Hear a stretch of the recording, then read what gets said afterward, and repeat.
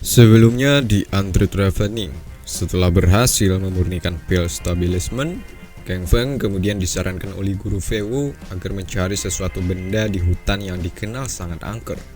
Sementara itu Meng Yu juga diperintahkan oleh ketua sekti iblis untuk membunuh orang-orang sekti Lucia. Kebetulan jejak Kang Feng sudah terdeteksi oleh Meng Yu, sehingga di episode ini akan terjadi pertarungan darah antara Kang Feng melawan Meng Yu coy. Namun sebelumnya Kang Feng harus berhadapan dulu dengan Yang Sang. Kala itu Yang Sang ingin merebut pil binatang monster yang ada pada Kang Feng. Yuk langsung aja kita masuk ke ceritanya.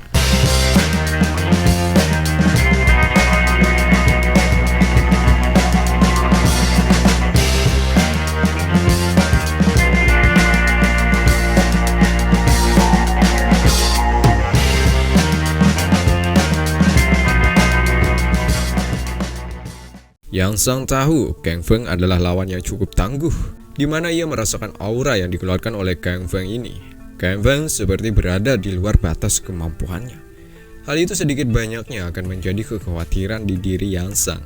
Pun demikian, Yang Sang berusaha mengerahkan kemampuannya dengan mengeluarkan teknik token biru yang dimilikinya, sehingga sudah cukup membuat Kang Feng, Luan, dan Yuyu merasakan guncangannya. Apa yang mereka lihat saat ini? Luan sangat yakin musuh di depannya ini adalah orang dari kuil Cuku. Ya, kuil Cuku dikenal memiliki banyak kultivator yang kekuatannya di atas rata-rata, termasuk Yang Sang ini.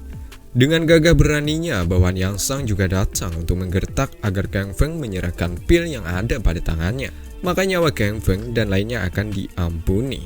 Namun, jika menolak, maka akan mati.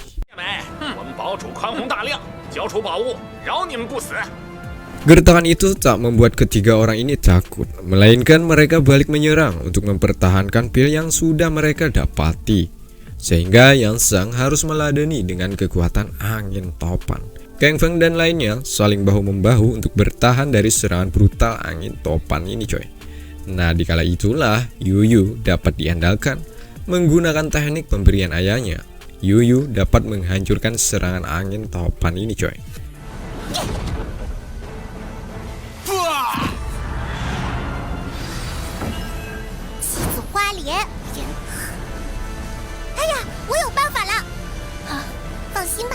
Tujuh teratai namanya. Yang Sang yang melihat Centula merasa terkejut dan takut, sebab teknik ini adalah teknik andalan di zaman kuno yang sudah melegenda. Melihat Yang Sang dan lainnya sangat ketakutan. Kini giliran Yuyu yang menggertak mereka agar menyerah saja, sebab Yuyu akan bertindak kejam. Begitupun Luan, ia pun demikian. Luan meminta Yang Sang dan lainnya untuk tidak ikut campur urusan mereka. Yang Sang hanya diam. Nah, diam mereka dianggap Yuyu sebagai tanda sebuah tantangan. Maka dari itu, Yuyu akan menyerang mereka menggunakan teknik teratai. 少见多怪，这是爹爹赐我的保命法宝，上下静止，肉护身之能。我忘了，爹爹怕我仗宝横行，贪玩闯祸，这花脸被。 Tapi sayangnya teknik ini sengaja dimodifikasi oleh ayahnya Yuyu coy, hanya untuk bertahan bukan untuk menyerang. Ya karena ayahnya Yuyu tahu putrinya ini masih belia. Jika teknik itu digunakan untuk menyerang, takutnya Yuyu akan menyalahgunakan ya kan? Sehingga inilah yang terjadi. Terlihat konyol sih, sebab ini semua di luar prediksi mereka coy.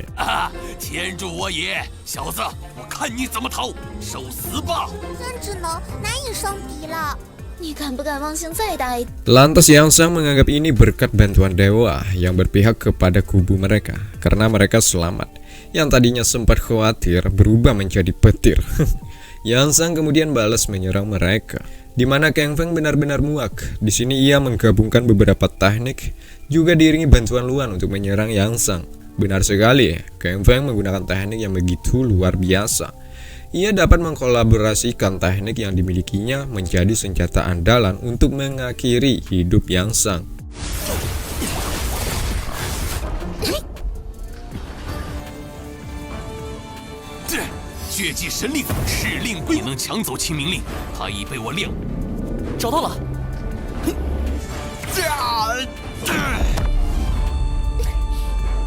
Setelah matinya bos mereka, anak buahnya ini pun mengatakan bahwa orang-orang sekti Cuku akan membalas perbuatan Kang Feng karena telah berani membunuh salah satu orang penting di sekte mereka. Ia berhasil mendapatkan token yang dimiliki oleh almarhum Yang Sang. Dengan ini ia sudah dapat mengumpulkan dua benda bagus, yakni pil dan token. Sementara dari atas ada Meng Yu yang memperhatikan gerak-gerik Kang Feng. Ya benar, ia sudah dapat menemukan keberadaan orang-orang sekte Lucia. Kebetulan sekali Meng Yu juga melihat ada sesosok putri Yuyu, di mana ayahnya Yuyu termasuk pelaku yang dianggap Meng Yu telah membunuh ayahnya. Maka dari itu, Meng Yu hari ini akan benar-benar membalaskan kematian ayahnya waktu lampau, coy. Benar sekali, tak perlu waktu yang lama bagi Meng Yu. Ia dapat menangkap Yuyu, kemudian dibawanya ke sebuah goa. Ya, nantinya Yuyu akan dijadikannya sebagai boneka untuk membunuh ayahnya Yuyu sendiri. Sedangkan Kang Feng menggunakan bantuan rubah untuk mencari keberadaan Meng Yu.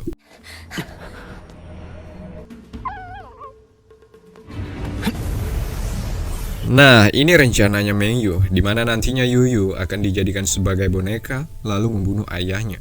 Dengan itu maka dendam kematian ayah Meng Yu akan terbalaskan. Proses ini membutuhkan waktu yang lama, coy, sebab ia harus memasukkan beberapa mantra ke tubuh Yuyu agar Yuyu dapat ia kendalikan secara utuh.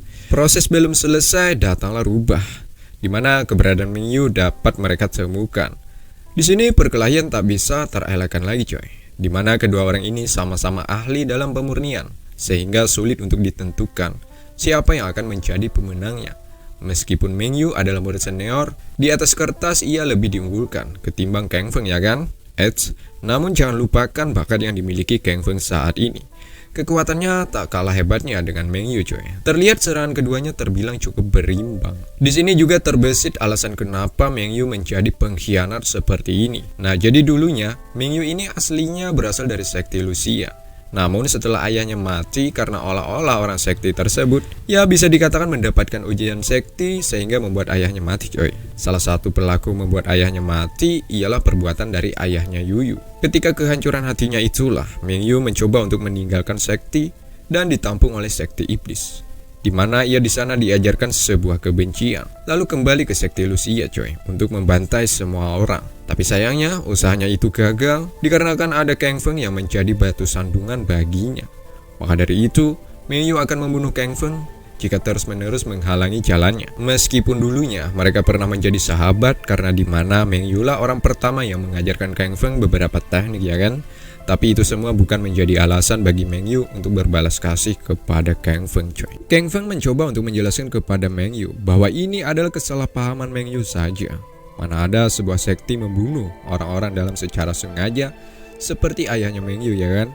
Kang Feng meminta agar Meng Yu keluar dari sekte iblis, sebab menurut Kang Feng mereka orang-orang sekte iblis lah yang dikenal dengan hasutannya. Seperti yang kita lihat ini, Meng Yu setelah bergabung dengan sekte iblis, hatinya sudah dilemuri akan kebencian, ya kan? Beberapa cara dilakukan Kang Feng agar dapat meluluhkan hati Meng Yu agar kembali ke jalan yang benar dan melupakan masalah kematian ayahnya. Sebab Kang Feng sangat yakin kematian ayahnya bukan kehendak orang-orang sekte Lucia, melainkan sebuah takdir. Tetap Meng Yu yang pikirannya sudah dihantui sebuah balas dendam, ia menolak ajakan Kang Feng untuk bergabung dengannya lagi. Kita tahu rasanya jika kehilangan seseorang yang disayang, ya kan? Sehingga pikiran Meng Yu hanya di satu sisi saja, tidak ingin mencoba memikirkan lebih luas lagi untuk merenungkan semuanya. Memang benar ayahku mati dibunuh oleh orang-orang sekte. Meng Yu tidak memikirkan hal itu. Yang ada di pikirannya saat ini hanyalah sebuah balas dendam atas kematian ayahnya. Dimana di sini Meng Yu juga sempat berada di luar batas nalar, sebab inti kekuatannya diambil lalu dihancurkan. Alhasil ia berubah jadi hitam. Tapi coy, sampai sini terlihat samar-samar apakah kekuatannya bertambah atau berkurang. Ingin dikatakan bertambah tapi terlihat terseok-seok. Dilihat terseok-seok tapi terlihat sangat menakutkan. Hasratnya untuk menghabisi Kang Feng pupus, meskipun ujung senjata sudah berada di hadapan Kang Feng. Ya, kejadian ini sudah dapat diartikan bahwa Kang Feng memiliki aura yang menakutkan. Benar coy, ketika di sini Meng Yu mengakui kehebatan Kang Feng, lalu ia pergi meninggalkan tempat ini. Nah, setelah itu Kang Feng pun berjanji cepat atau lambat jika Meng Yu masih bersikukuh, ikut dengan sekte iblis, maka ia akan bertindak kejam. Oke lah, sampai sini Kang Feng masih mengampuni Meng Yu. Sebab Kang Feng yakin di hati Meng Yu masih tersimpan kebaikan yang belum ia nampakkan. Dan film pun bersambung.